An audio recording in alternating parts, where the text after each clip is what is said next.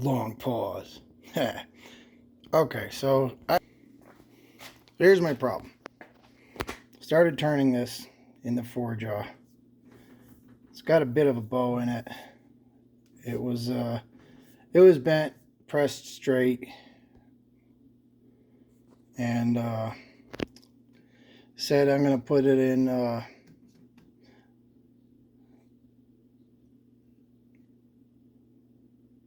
Don't mind me, I'm just looking at something.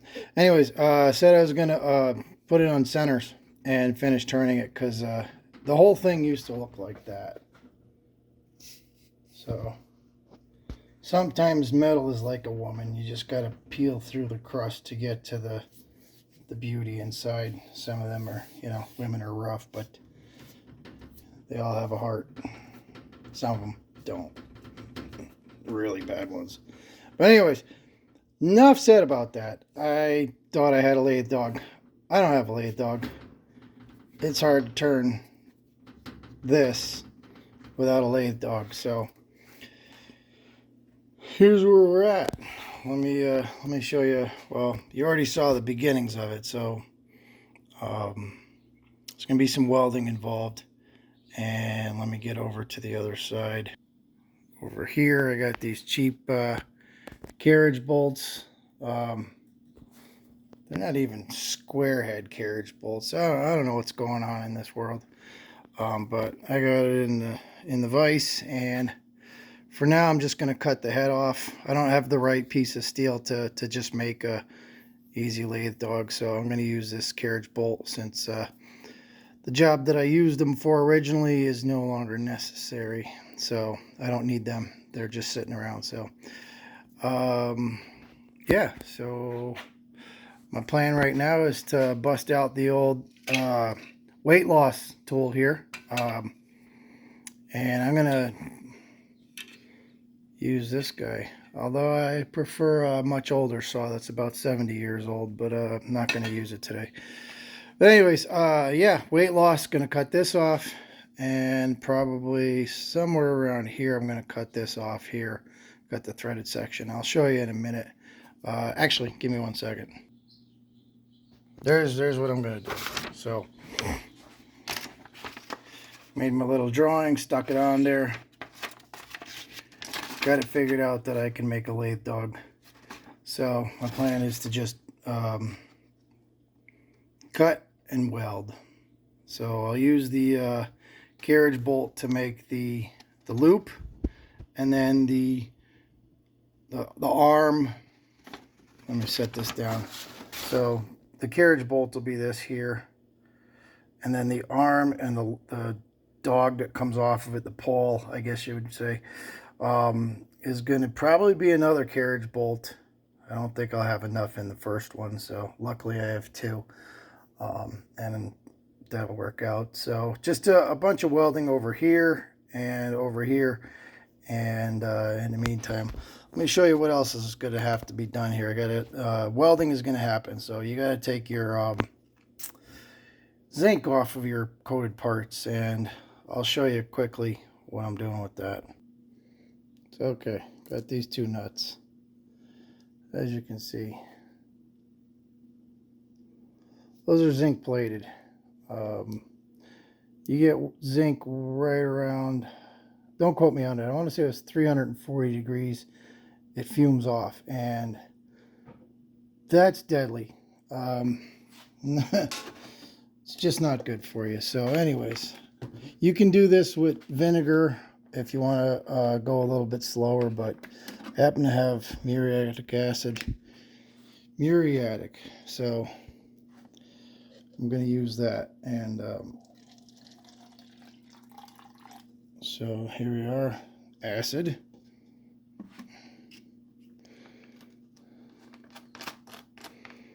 Don't drink it. It's bad for you.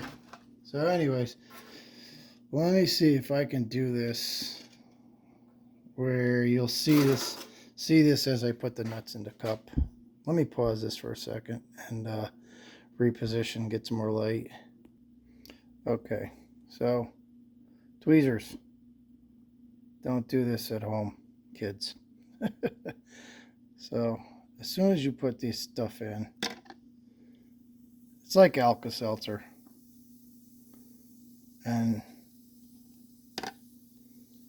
that's that. Now that's going to just fizz. Yeah, what a fuzz. And it's going to take off all that zinc. And in a little while, they're going to look pretty clear without zinc. They're going to a dull gray fuzziness, not clear. And in the meantime, I started one earlier because I knew there was no way I'd have the time to put them all together. But anyways, here's another one. As you can see, the acid's going a little bit yellow. Still fuzzy. I mean, still foaming. So, but you see now, it's not that shine, the chrome shine anymore. So, I'll probably use this one first. The other two, who knows? Maybe I'll just let the other two go. See what they look like in the long run. Let's do a side by side. Let me take this one and pull it out. And the acid continues to work, as you see. It's still working on there. So let me squeeze these two together side by side, and you'll see the difference. That's pretty quick. It's already taken off the zinc from the newer ones. Pretty dang quick. But yeah, it works. Vinegar works. Most of the acids will do the trick, no problem. Use stainless tweezers, by the way. But so yeah, that's how you do it. And you can watch my nuts sizzle if you like. But let's move on to the next step. I'm not going to bore you with me hacksawing a piece of carriage bolt. So we'll pause for now. And maybe when I'm done, or maybe you will see me cut a carriage bolt. I don't know. For the people that don't believe I'm cutting carriage bolt with a hacksaw in the modern world. This one's not the best hacksaw, but it works. Like I said, that's just, what is this? That's not even a square. Not at all. This is why hardware coming from overseas nowadays is inferior. And I know people are going to say it's got a higher, a better ability not to twist. But if your project has square holes that these go into, that's a problem. But anyway, not important. Let me go cut the other end off. You're not going to see that. That's boring. Just kidding. Not really. I'm stopping. But you know what? This will be important. You'll hear sound change. That's how you know you're at the end. Sound change. All right. I guess I probably should have mentioned this. So this bolt, carriage bolt, this is hot dip galvanized, right? So it's not done through a plating process, although this doesn't even look like hot dipped, but it is. I mean, it's such a thin finish. I don't know how they did that, but so usually hot dipped is what you see in like chain link fence. Most of the time is hot dip fence, hot dip galvanized, and the zinc plated nails, the ones they use for decks and stuff like that. Timber nails, they're all dipped, so they're put in a bath of zinc and then taken out, and the zinc sticks right to them. Now the other way of doing it, and here's a carriage bolt. There's a proper carriage bolt, but this is electroplated. So these go in, and there's a current and a zinc anode or cathode, one or the other. I don't know. One is an anode, one is a cathode. But anyways, the zinc is charged, or the particles are charged, if I remember correctly, and the electricity brings the zinc over to here, and then this attracts it, and then that comes out, and this is what you get. You get this nice shiny finish. It coats everything really well. But this surface is super thin versus this surface of zinc. The zinc, let me coating. Hell, you could see where I ground it. I mean, just how much is on there, and that's not much of a grind. But I just hit it on the bench grinder. But you could see the zinc is much thicker of a coating. This is instant when you get acid on it. But anyways, so that's what you're gonna see. Then you're gonna see like bare steel. This is hot, cold rolled. So there's no coating on it. This is plain Jane, comes out of the mill, descaled and then rolled out and welded into tubing. And then you'll get stuff like this sheet here, which is hot rolled, and that's the gray, the blue gray that you see. That's what they call mill scale. Here, I'll show you on this piece of flat stock if it focuses. That's mill scale. That's the stuff you got to grind flat. You know, it's oxidation. It's a hard rust. So there's the naked steel right there. Put some spray paint on it. But anyways, now I guess, see, I don't know where I used to live. There used to be a plant that did the reinforcement steel, and not the rebar, but the wire mesh. I think it's a 6x6 square. That's 6" by 6" squares of I think it's like 3/16. And those were, from what I was told, what they called pickled. So it came in, they rolled it, they welded it, and it went into a bath, and they cleaned off all the oils and the zinc and any well, I don't know if there was zinc on it in the first place, but it went through a process that cleaned it and left it where it would rust really easy, that's for sure. And then it went through another dip tank outside that was, I guess, heated. I don't know, had big cooling tower looking things on it. And yeah, that stuff was a little bit different. Rust real easy. This, I don't know where this came from. Oh, it says Mexico. I could read once in a while. That'd be good. So, okay, so this is Mexican rebar. The other piece I have is from USA, but I'm not going to go dig that out for this. But okay, so yeah, it's a quick lesson in steel and whatnot. So the next step is I'm going to try and take all the zinc off of this somehow, although I may not. I may just try and bend this cold. I don't know. We'll see. I don't want to hit it with the torch and breathe all that crap in. So maybe I'm not too lazy, and maybe I will go to the store and buy a piece of solid rod that I could bend with the torch and not breathe in the zinc. Survey says maybe, but then I can't, well, I don't know. Let me put you on pause while I think about this, and I'll see what my next step is going to be. Boy, it sounds like I got a beehive going over here. Where are they? Where are they? There's a whole bunch of them. There's these little guys. Oh, they don't want to be disturbed. All right, I'll leave them alone. Yeah, I'm going for a ride.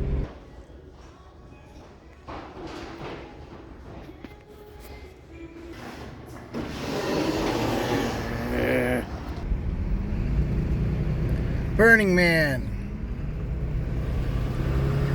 Trash Man. Yep. Burning Man. Is it all Burning Man? I don't know, but I can tell you one thing. Burners leave trash everywhere, even though it's leave no trace. Save the planet. Yeah. Okay. Drive around in those things.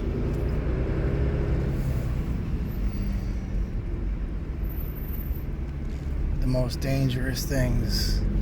Motorhomes that came out of the people's backyards, and they don't even put license plates on, they just drive them cross country.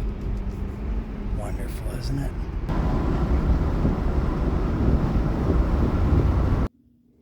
Alright, so back again.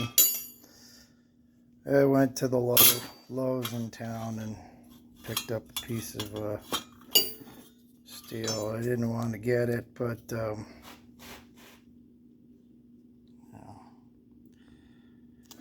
$9 and change that it cost me is far less than the medical situation that would come from breathing in zinc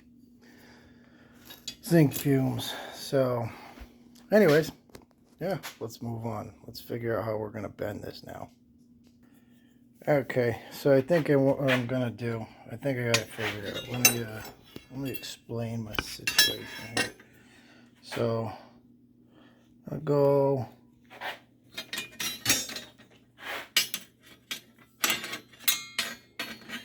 let's go, look at that, right around 2 inches. It'll work just fine. So I'm going to bend it around the 2-inch mark. So I'm going to bend this up to 90 degrees.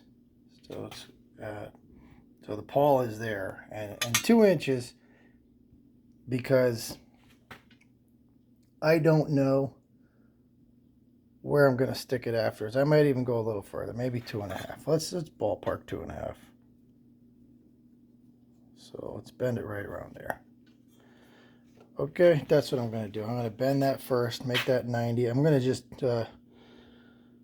stick it in the big vise here, and I'm not going to hammer it. I'm going to heat it. I got a cutting torch right here, so that's the plan. All right, probably should have mentioned, I'm going to get it as hot as I can right here first, and then drop this down to the level here of the jaws, and then bend it. So once it's really hot, I'm gonna bend it right afterwards. That way I'm not putting too much heat into the vise jaws. I'd rather not. This doesn't need to be ruined. I mean, these are really nice jaws. I didn't make them, but whoever did a damn fine job. Now I got another vise that I'm working on that I want to make a set of these jaws for, and so maybe one of these days I'll make a video on that. But I don't have a horizontal milling machine, so that's going to make it even worse to do. Anyways, all right, here we go. Okay, so there's the 90. I'll probably cut this shorter after, but it's better to have it, you know, done now in let's get some better focus. Come on. All right, so, well, it's not going to focus right, of course, but just nice and easy on the vise. Nothing spectacular. Get it hot in the middle, and then, you know, just bang it. So my next step, I think what I'm going to do is going to be a longer process where I'm going to put a pipe in the vise. Let me pause it, and I'll try and show you. All right, okie dokie. So pipe in the vise, and I was thinking about welding it to the pipe, but I think if I just go nice and quick with it hot enough, I can bend this around and then back to itself. Maybe, I don't know, maybe I'll tack weld it to the pipe, just to have, I don't want to have it twist, you know, because as you're starting to bend, you know, you're going to want to do that, and I don't really want to do that. So we'll see. Let me figure out what I'm going to do here. Yeah, I welded it. Just easier to do that. So nothing major, just enough to hold it in place. That should stay, I hope. I don't know, this pipe is cheap pipe, but hey, it is what it is. But yeah, now to get started on the rotation, the wrap. You know what I did? I goofed. Pipe's too small. The pipe diameter is actually less than the piece of stock that I have in the lathe, so I gotta fix this. So let's undo that. Pop that down there, and let me see what else I got. Oh yeah, before I forget, reheat and delete this acute bend right here, and then I got a plan. Okay, that's open enough for now, and all right, let's get our other piece of stock in here and fix my mistake. All right, this one's a little bigger. There's a piece of 3-inch, I think that one is, but this will work. Okay, got a tack on there. It should be good enough because I'm going against the vise. So I think this is, it's just cheap material. It might be 12L14. It acted a little funny, but it's welded on there. I know this is soft stuff, but that's okay. All right, next step, heat, no beat. At least no beat yet. Almost there, just a little bit more. You see what I did there? Put a little elbow in here, so it's going to meet here and not way up top here. So anyways, and I'm heating the inside, not the outside, or at least mostly the inside, you know what I'm saying. Okay, so now you see basically what it is. And now to bust that weld off, and then clean it up and spread it out. I'm going to cut it here somewhere, right around there, and I will weld those nuts, well, one of those nuts in the middle. I'll show you that in a minute. Okay, so now that the weld's busted off, the next step, what I'm going to do is I'm going to grind from here to here, just to clean that up. So it'll be something like that, where you see, you know, or maybe actually probably right there. I'm just going to follow this here and go straight that way. That's probably how I'll do it. And grind that off, and then center between there and there, somewhere around here, and we're gonna split it, spread it, and weld the nut in. Basically gonna do a little of that and then split it. Okay, so I just massaged out the weld there, and now I'm just gonna put another weld on the top side here, well, the side facing the camera, at the joint. Okay, I lied. I did both sides. I didn't brush that one off yet, but that don't matter, because now I got to cut off what I don't need. Everybody's seen the angle grinder videos where they supposedly explode and go through safety glasses, even though it's a lot of them are faked. Anyways, here's what I'm going to do. I'm going to do something that I learned a long time ago. And this applies to most grinding wheels. Actually, it should apply to all of them. When you first switch one over, especially with stone wheels like this, before you mount them, you sound them.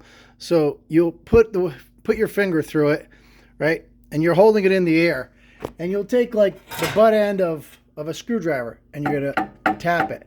And if that thing doesn't ring, there's kind of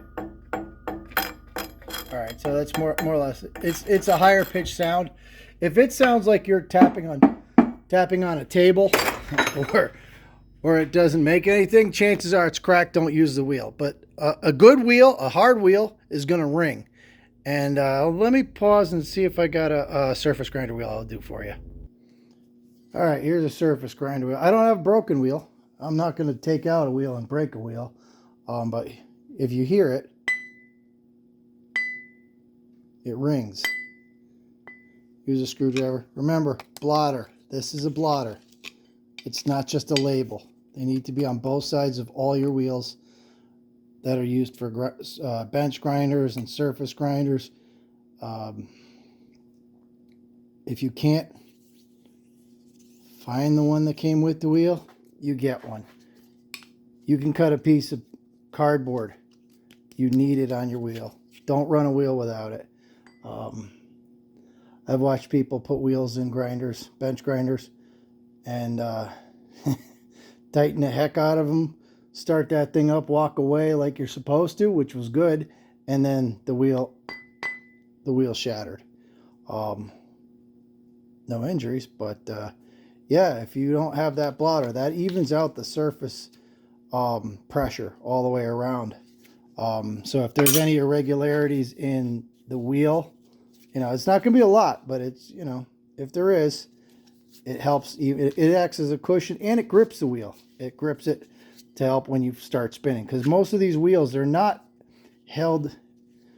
The fit here is not to turn the wheel.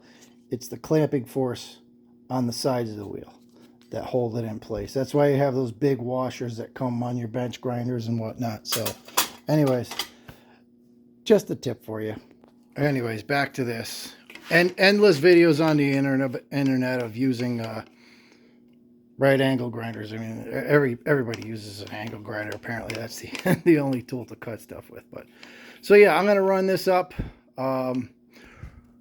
Remote switch, because I got it plugged into this. And no, Red Bull sucks. But right here, I got it plugged into that power strip. So I will be away, and this thing can spin up. I'm not going to show it. That's not important. Okay, next step. I don't like the way that looks, so I'm going to grind this down and make it nice. Okay, a little bit of roughing it out with the bench grinder, and I'll probably finesse the rest of it with my air grinder, the right angle air grinder that I have. Maybe. Okay, so I dressed it up, just a little cleanup, nothing important. Kind of gave it a duller tip there.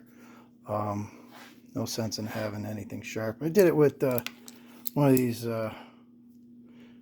throwaway right angle grinders and a cookie disc. I don't particularly like this setup.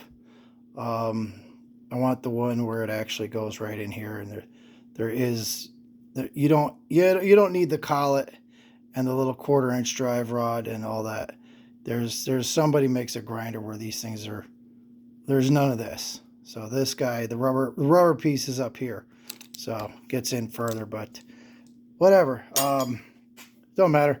I got this part done, and now I'm gonna go and draw a line from point here to a point here and stop my science experiment. Oh, speaking of which, I left the nuts in this one. I use the extra stuff from the extra acid, and they've been cooking away for a couple hours now. I'm gonna leave them, let them swim. All right, so imaginary line down the middle from there to there. I'm gonna probably bow this out a little bit to curve that, or I might straighten this out a little bit. I don't know. I don't know if I like that, but I'm gonna do that before I split it. But I'm gonna cut it right here and spread it apart, and then we'll get the nut in between, and then we'll weld the nut around there. Okay, the part that was bothering me is a little bit straighter. It's not pretty, but who cares? What's important is functionality. This just needs to clamp on to a bar, and even though it might leave some marks because it's not so pretty in there, I don't really care. I could put brass shims between here and there and down the bottom. So next up, splitting time. Okay, that's been cut through, and the reason I didn't use the cutoff on the grinder is because there was a chance that it could close back up depending on the stresses in the material, and that's what it did. See, it's tight. If you had a cutoff wheel with your grinder, now would be the time that this thing would catch, and it could probably destroy your wheel and hurt you. So I did it with the hacksaw, and now I'm going to just clean it up with the grinder anyway. But now it's not going to close up any further, and it'll be safe to do so. All right, you might ask why I did it with the grinder afterwards to clean it up if I'm only going to split it and then weld it. I don't know. That's just me. I think, you know, a little pride in your work. Clean it up, make it nice. So that's what I did. You don't have to, but I did. So that's where we're at. Now to put the wedge in here and split it. All right, so here's my plan. Advantages of a big vise is that you could put it in a press. My plan is to do it this way. Instead of hitting hammer to hammer, which hardened surface versus hardened surface is bad, you're going to take this and you're going to split this. You could use a hydraulic press too if you want to do it that way, but you do it your way. Just be safe. Don't do hardened surface to hardened surface. Progress report. That's where we're at. So we're not quite at a 1/2 inch, but we'll get there. Step 512. She's a bit misshapen, but that's okay. It's still going to work. I'm going to squeeze it back together in the vise and put the nut in it while I'm doing that. Well, I will if I can find I found the nut. So yeah, that's the plan, and then we weld. Okay, the nut's in place. Next thing I'm going to do is I'm going to put a piece of threaded rod down here and line it up if I have threaded rod. If not, long bolt, line it up towards the center, and then I can start welding. Okay, that's how I'm lining it up. It's not exactly perfect, but there's some bend in there, so that's how I'm going to do it. I'm going to weld it here and here, here and here, and then we'll see how it turns out. And maybe I'll put a little extra weld in it later, but this will work for now. Okay, that's both sides. She's not pretty, but pretty good is good for me. Okay, just did a little build up on it, and that should hold it in place. I'm going to run a tap through there just to be sure. Actually, let's see if the bolt will go. That's not the bolt. Okay, never mind. It's right here. I'm looking on the wrong side. So, yeah, there's a little bit of junk in there from the welding. So, run a tap through it, clean that up. We'll get to test it out in a minute.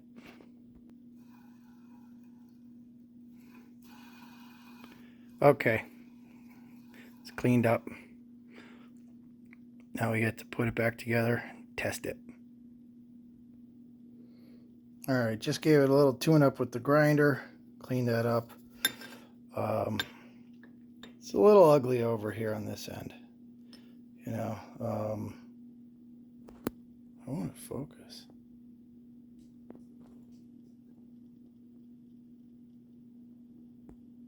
That's weird. Let's try that. No, doesn't matter. It's welded. There's a good chance that that's going to hold. So let's throw that cap screw in and then try it out. Oh, might as well show you this. It's not exactly the plan, but well, I think it's going to work. Okay, Freddy, ready? You ready, Freddy? Let's take this off of here. Slide this on here. Put this back in the hole.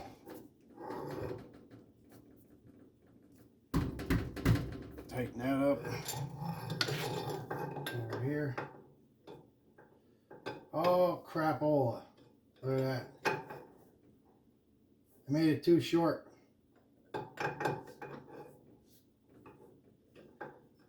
Or did I? Can I hook now? Let's see. Let's see. I don't know. I guess if it holds, right? Let's see. Nah, that ain't gonna work.